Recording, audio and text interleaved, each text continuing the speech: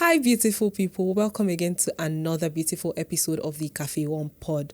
Since our last episode, I'm sure you guys have already 5 times or 10 times, whatever it is that you watched as our last one. We're so happy to have you watching us. It's such a pleasure, always such a pleasure to record another beautiful episode of this amazing podcast. And as usual, we always bring a guest to help you with whatever it is we're talking about on that day. Today's topic is very interesting.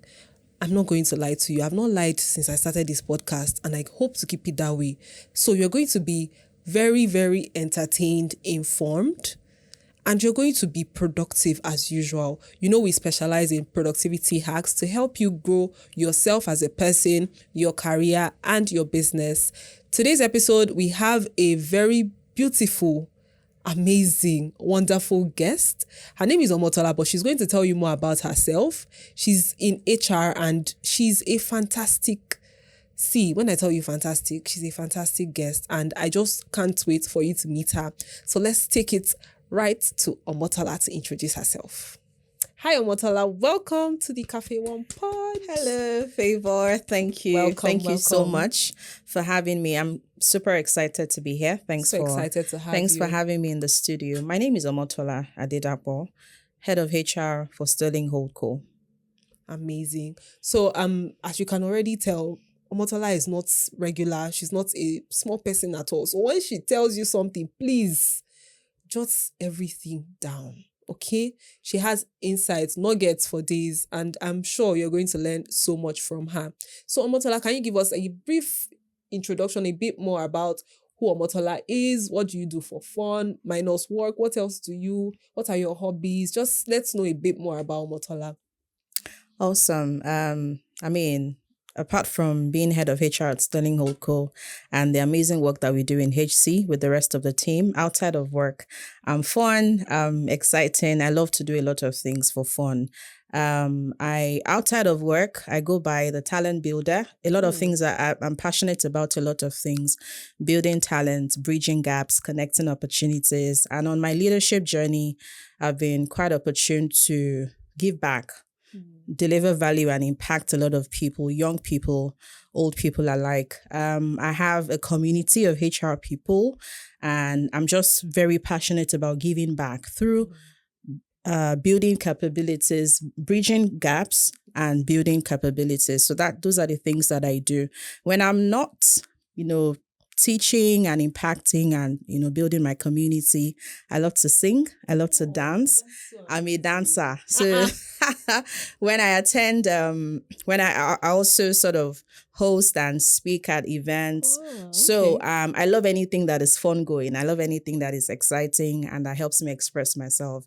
I've always been someone who's big on the arts. So you'd see me, I'm very big on speaking. I'm very big on singing and dancing and expressing my many talents that I'm blessed with. So thank you for asking. That's so cool. How would I have known that you like dancing just by looking at I love you? dancing. Oh my God, that's so cool. See, let me just tell you guys something. We're going to bring Omotola as a guest host one day. Since she's a woman of the arts, I'm sure she will not have any problem being our host for a day or even two. If you guys like her so much, we'll beg her. She'll come and take over. She'll come and own our podcast. Thank you. It's so nice to meet you. So great to meet you. So you've shared with us that you are the head of HR at Sterling HoldCo. And how has the journey been? What's it been like? Do you love the work you do? Do you think that you could be happier doing something else? What exactly is your disposition towards your work? I absolutely love the work that I do. Within the HoldCo, when I joined, the first thing I could see was there was a platform to just build. A lot of things were transitioning into a lot of changes within the Sterling Group. The HoldCo had just been formed. I had just come in, and it was clear that there was a defined space to really build. And that's what, I've been working on in the last couple of months. I absolutely love the opportunity that I have to build multiple startups within the HoldCo space, which is the mandate that I have. Sterling Bank is established as an entity. The Alternative Bank is established as an entity. And then there are a lot of potentials and opportunities to start off new things. And those are part of the things that excite me as a person. An opportunity to build, an opportunity to be part of the value story of starting something afresh. It's challenging for me. It's exciting for me. And I've loved what I've done in the last couple of months. And I look forward to more of it, to doing more amazing stuff. We can't wait to see how much. I'm so sure you're going to do amazing. So we can't wait to read in the papers and to see everywhere that Omotola did such and such and such. We'll be the first to share it, of course, because you already have a special place in our hearts by just being here. So let's go straight to HR, right? HR, for context, HR is human resources. It's the resource building, people building arm of a company. And HR takes into consideration different policies, different standards to make sure that the people in a company, the people that come into a company, the people that are in the company are of a certain standard and they hold a certain belief. Everybody keys into the big picture of the company's values, right? There is this concept that is very widely known, is beyond our borders, it's globally known and promoted, which is DEI. DEI is diversity, equity, and inclusion, right? So do you want to share a bit more about what that is? Because I know this is something that Sterling HoldCo is passionate about. Absolutely. I like where you ended with the fact that Sterling HoldCo is passionate. Even before joining Sterling, I mean, I worked in a couple of places. One of the things I could strongly see was what we were doing in the diversity space. I remember that just a little prior to joining, a little time before I joined, Sterling launched the Momship campaign, the Momship job opportunities for women who had been out of job for a long time because they had to stay away from their jobs to take care of their babies or to birth their babies. And that was profound because it was the first time that I was seeing that an organization was doing something to focus on that, sect of people. So diversity, interestingly, it says DEIB now. In the HR parlance, they've added a B to it, which is belonging. And I'll speak to all of that. Diversity is the concept that says, let us open up our borders, let us open up opportunities for people that do not look like us, that belong to different races, different genders, different, groups, how we can group them. Let's be, open and recognize that these people exist and let's bring them into our space. Equity is, so you brought them into your space. You want to create opportunities for them to thrive in an atmosphere where they naturally might not, be able to match up with others. Let me give you an example. Let me use people who are differently abled. Okay. And I know that Sterling is also big on that. When people who are differently abled are brought deliberately, intentionally, when we bring them into our space, we want to create programs, platforms, opportunities for them to thrive in the midst of people who are are proper, who don't have those disabilities. So equity is, and it's different from equality. That's the interesting thing. Okay. Equality says everybody should have the same opportunities. Yes. Equity says no. We're not going to say everybody should have the same opportunity because everyone is not the same.